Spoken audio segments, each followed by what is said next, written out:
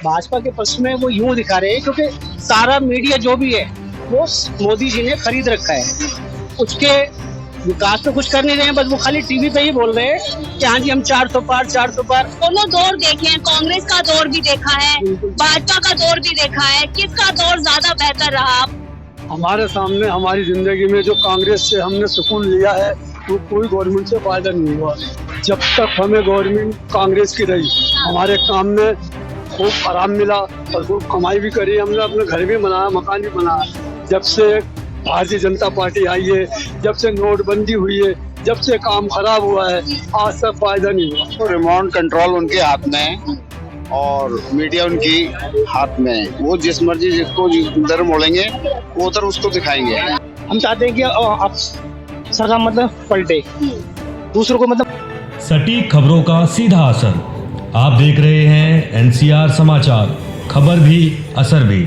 नमस्कार, मैं आपके साथ रितेशा मंगवाना और आप देख रहे हैं एनसीआर समाज। देश का प्रधानमंत्री कौन होने वाला जा रहा, पर इंडिया गठबंधन भी कह रहा है कि 295 सीट हम लाएंगे। तो सीधा देखिए यहाँ पर जनता से जुड़ेंगे और जानने की कोशिश करेंगे कि भाजपा के पक्ष में वो यूं दिखा रहे हैं क्योंकि सारा मीडिया जो भी है वो मोदी जी ने खरीद रखा है। उसके विकास तो कुछ कर नहीं रहे हैं, बस वो खाली टीवी पे ही बोल रहे हैं कि हाँ जी हम 400 पार 400 पार। आप एक गणित लगाइए, उसमें पता चलेगा आपको। वो तो हम कल बताएंगे कि 400 कौन पार कर रहा है। ये जो हमारे कन्हैया जी की जो सीट है, इस पे मनोज तिवारी ने कोई काम नहीं करा यहाँ पे, और कभी आज तक यहाँ पे आके देखा ही नहीं है कि भाई यहाँ हो क्या रहा है। नॉर्थ ईस्ट में कुछ नहीं करा उसने, एक भी कार्य नहीं करा। कोई कार्य करा है तो सिर्फ हमारे चौधरी साहब, चौधरी मतीन ने करा है। चौधरी मतीन ने यहाँ पे बहुत सारे क्लिनिक खुलवाए हैं, हॉस्पिटल बनवाया है, पार्किंग है, सारी चीजें हैं।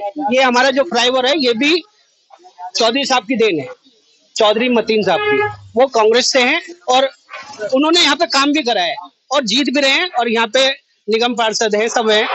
ऐसा कुछ नहीं है, यहाँ पे हिंदू और मुस्लिम जो है सब भाईचारे से रहते हैं। और आज जो सिलेंडर 400 रुपए का था वो 800 का कर दिया है। और आज ही की न्यूज है कि 2 रुपए किलो पे दूध पे जो है आज रेट 2 रुपए बढ़ा दिए।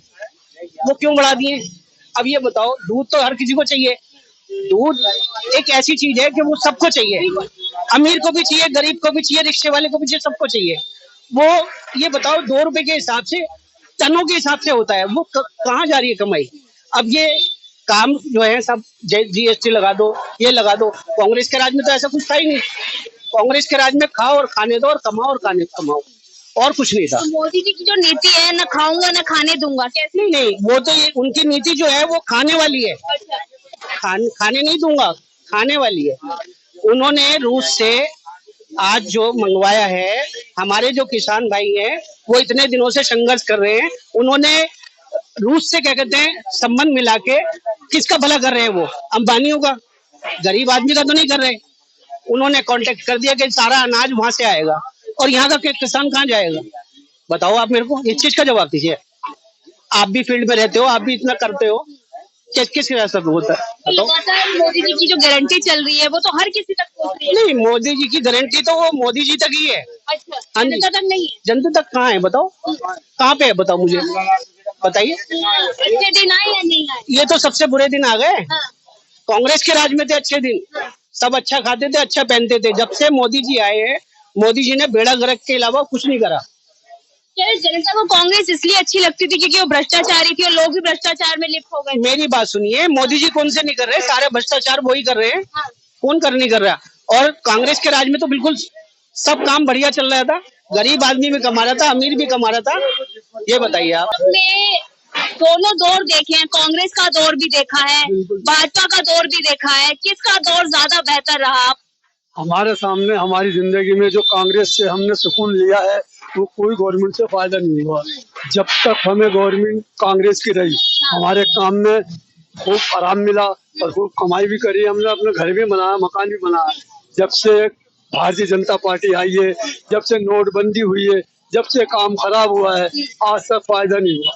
पर नोटबंदी से तो ये कहा था ना मोदी जी ने, सबका जो काला धन जमा कर रखा है वो बाहर निकालना है। हाँ है, वो धन गया कहाँ वो तो नहीं पता लगा। धन गया कहाँ, गरीब तो हो गई सारी पब्लिक तो सारी गरीब हो गई। आज भी कांग्रेस की दुआ मांगती है पब्लिक। आज भी किसान लोग सारी कांग्रेस को याद करते हैं, हम भी याद करते हैं और जितनी पब्लिक है सारी कांग्रेस को याद करती है। और कांग्रेस का आना जरूरी है, भारतीय की जरूरत हमें नहीं। पर अमित शाह लगातार कहते हैं कि कांग्रेस अब दूरबीन से देखने को नहीं मिलनी, क्योंकि स्थिति वो कर दी हमने। वो तो इसीलिए कहते हैं ना कि उनका बहुत भला हो रहा है, वो बहुत ऊपर कमा रहे हैं। सारी दौलत को समेट के उन्होंने इकट्ठा करके पता नहीं कहाँ पहुंचा दिया, पब्लिक को परेशान कर दिया। पब्लिक खुश कल नहीं। किसकी जमानत जब्त होने वाली है? बस देखो जी, सब भारतीय जनता पार्टी की होगी, बेफिक्र रहो। कांग्रेस खुल के आएगी और कांग्रेस की हुकूमत होगी, हुकूमत होगी, बिल्कुल होगी। और हम दुआ मांगते हैं इसी के लिए। ये बताइए कि मोदी जी तपस्या भी करके आए हैं 48 घंटे की कन्याकुमारी में, और जब जब तपस्या की है तो उन्होंने जीत हासिल की है। देखिए, ये बात ये है, तपस्या अपनी जगह है, दुआ अपनी जगह है। जो आदमी अपनी तपस्या मांगता अपने लिए मांगता है, वो दूसरे का भला नहीं मांगता। दूसरे का भला वही करता है जो खुल के बात करे कि बस सबका भला हो तो मेरा ही भला हो। लेकिन दुख इस बात का है कि जब बेईमानी करे चले आ रहे हैं, हो ही रही है, तो कल पता लग जाएगा असलियत क्या है, बेईमानी कितनी होगी और सच्चाई कितनी। चाचा, अच्छे दिन किसके सरकार में आए थे? कांग्रेस, कांग्रेस। बिल्कुल आए कांग्रेस। अगर कांग्रेस आती है, इंडिया गठबंधन आता है, तो चेहरा प्रधानमंत्री के लिए किसे चुना जाएगा? देखिए जी, ये तो अब वो जितने बड़े लोग बैठेंगे वो ही बता सकते हैं कौन बैठेंगे। हम तो बहुत दूर हैं उनसे। राहुल गांधी आ सकता है, लेकिन हो सकता है उनकी मीटिंग के बाद में किसी और को बिठा दें। हाँ, पर मोदी जी लगातार ये कहते हैं कि राहुल गांधी में राजनीति चलाने का वो तजुर्बा नहीं है, अभी बच्चे हैं, वो देश नहीं संभाल पाएंगे। कैसे देख रहे हैं? देखिए साहब, बात ये है, अभी तो वो खुद कहते हैं वो इस बात को। जो राहुल गांधी मेहनत कर रहे हैं, इतनी मेहनत करके सबको इकट्ठा करा है, तो कोई तो दिमाग उनके पास है, कोई तो बात है, इसीलिए वो कांग्रेस के वजीर आजम बन सकते हैं। ऐसी बात नहीं बन सकते। राहुल कहना चाह रहे हैं भैया? तो अब राहुल जी बनना चाहते क्या कहना? वो रिमोट कंट्रोल उनके हाथ में है और मीडिया उनकी हाथ में है। वो जिस मर्जी जिसको उधर मोड़ेंगे वो उधर उसको दिखाएंगे। इसमें कोई कुछ नहीं कर सकता। ये पूरी अवाम जो कह रही है कि हमने वोट दिए, अवाम किस बलबूते पे कह रही है कि ताकि उसको गठबंधन को वोट दिया, गठबंधन को, तभी तो वो कह रही है। बताइए आप। और हमने 10 साल इनको भुगता है, मोदी जी को वोट दिया है मैंने। अच्छा, हाँ, इसमें कोई चौंकने की बात नहीं है। वजीर आजम है मेरे देश के वो। दूसरी बात, उन्होंने एक ही टारगेट को, एक संविधान को टारगेट बना के चले, तो ये अच्छा करा उन्होंने। कहते हैं सबका साथ सबका विकास, वो खाली जुमले होते हैं उनके, मगर ऐसा करा नहीं उन्होंने। योगी जी कहते हैं देखिए आज के बाद में हमने लाउडस्पीकर उठवा दिए, अजान नहीं हो रहे और नमाज नहीं होने देंगे, तो ये अच्छी बात है इनकी। ये अच्छी बात थी। प्रार्थना तो सब करते हैं, आप भी करते हो, हम भी करते हैं। वो तो योगी जी ये कहते हैं कि अगर नमाज का, अजान का लाउड स्पीकर बजेगा तो फिर हम भी हनुमान आरती 40 का जो है वो भी लाउड स्पीकर में बजवाएंगे। तो पहले से क्यों नहीं बंद करा इन्होंने? अभी आगे इनको दिखाई दे रहा था, पहले नहीं रह रहे थे देश के अंदर, हिंदुस्तान से बाहर रह रहे थे। ये पहले भी तो यही रह रहे थे, और कहाँ रह रहे थे बताइए आप। ये बताइए, अच्छे दिन 10 एक साल ही समुदाय को टारगेट करना इन्होंने ये करा है और आपस में हमको बांटा है। उन्होंने ये सिखा दिया कौन हिंदू होता है, कौन मुसलमान होता है। जब से बीजेपी आई है, इनका टारगेट होता है कि जनता हिंदू के बीच में नफरत आई है। नफरत बहुत ज्यादा फैली है। मगर सीलमपुर का इतिहास रहा है, हर जगह दंगे हुए, यहाँ हिंदू मुस्लिम बराबर के रहते हैं, मगर आज तक कोई झगड़ा नहीं हुआ। हमारे में अंदर इतना प्यार फूट फूट के भरा होता है। उनकी कोई दिक्कत होती है तो हम खड़े होते हैं उनके साथ, अगर हमारे साथ दिक्कत होती है तो वो खड़े होते हैं। भाईचारा भी थी। भाईचारा भी है। इतिहास है इस चीज का सीलमपुर का। कन्हैया कुमार या मनोज तिवारी?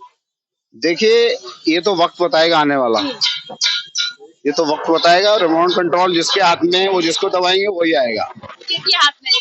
ये तो आप भी जानती है ना मैडम, हंस रही हैं आप भी बोल सकते हैं इस बात को। आपको डर लग रहा है? आप जनता नहीं, आप नहीं बोल सकते। रिमोट किसके हाथ में है? आप बताइए ना। बड़ी मीडिया जो है किसके किसके कहने पे चलती है बताइए आप। मैं आपसे जवाब कर रहा हूँ कि बड़ी मीडिया जो चल रही है, गोदी मीडिया जो है, किसके किसके किसारे पे चलती है? आज तक आई है तो आप भी देखते हो ना, बड़े न्यूज चैनल आप भी देखते हो, तो उसमें क्या आप मैसेज करते हैं चीज को, तो आपको मैसेज होता है या नहीं होता? मैं आपसे सवाल कर रहा हूँ, जवाब दीजिए। आप ये बताइए, मैसेज होता है? मोदी के इशारे पे चलती है तो बताइए। जब मीडिया ही बिक जाएगी देश की तो फिर इसका कौन इंसाफ करेगा बताइए आप। और लोग जानेंगे। और ये 15 लाख रुपए का जो करा था इंतजार है, तो मैं ये कहना चाहूंगा कि आपके अकाउंट में आए, मेरे अकाउंट में नहीं आए तो मेरे भी नहीं आए, तो वो तो उनके जुमले ख्याली पुलाव पकाते हैं और पब्लिक को बेवकूफ बनाते हैं लोग। भैया, आप युवा है, कितना रोजगार मिला मोदी सरकार को? रोजगार तो कोई नहीं मिला यहाँ तो। मोदी सरकार के अंदर जातिवाद बहुत सामने आया है। मॉब लिंचिंग बहुत आया है।